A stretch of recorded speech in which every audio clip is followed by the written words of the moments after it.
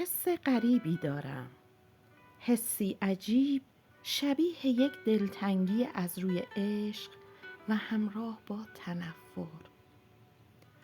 تنفری که باعث تنفر نمی شود، فقط دلم را بیشتر می سوزاند. شاید هرگز به من فکر نکنی، شاید حتی به خاطر نیاوری زمانی کسی بوده که یک دنیا دوستت داشته. شاید خاطره های شیرینمان دیگر در خاطر قشنگت نباشد.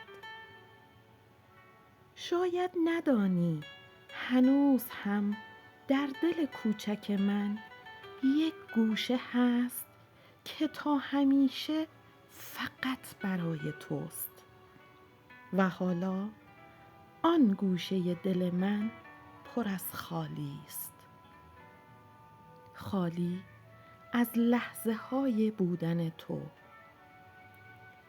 وقتی که رفتی گوشه دلم امیدوار بود که برمیگردی. کمی که گذشت و تو نیامدی، گوشه دلم زخم شد و نبودن تو عادی. اما این زخم گاهی بدجور گوشه دلم را اذیت می کند، گاهی مثل حالا. گاهی آنقدر دلتنگ می شوم که حس می کنم نبودن تو غیر واقعی است. آنقدر غیر واقعی که نزدیک است مرا صدا بزنی و دستهایم را بگیری و با هم بخندیم و همدیگر را در آغوش بکشیم و پیمان دوستیمان را محکم‌تر کنیم.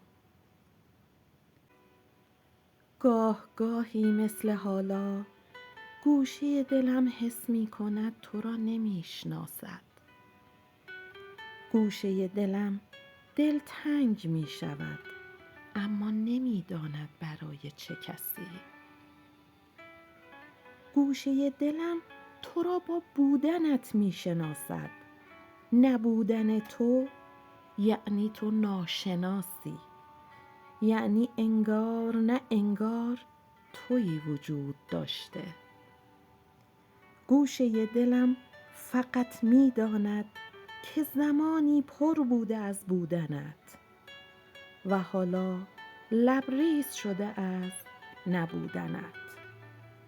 گوشه دلم خوب می داند که تو را بسیار دوست می داشته، اما افسوس که تو را نمی شناسد.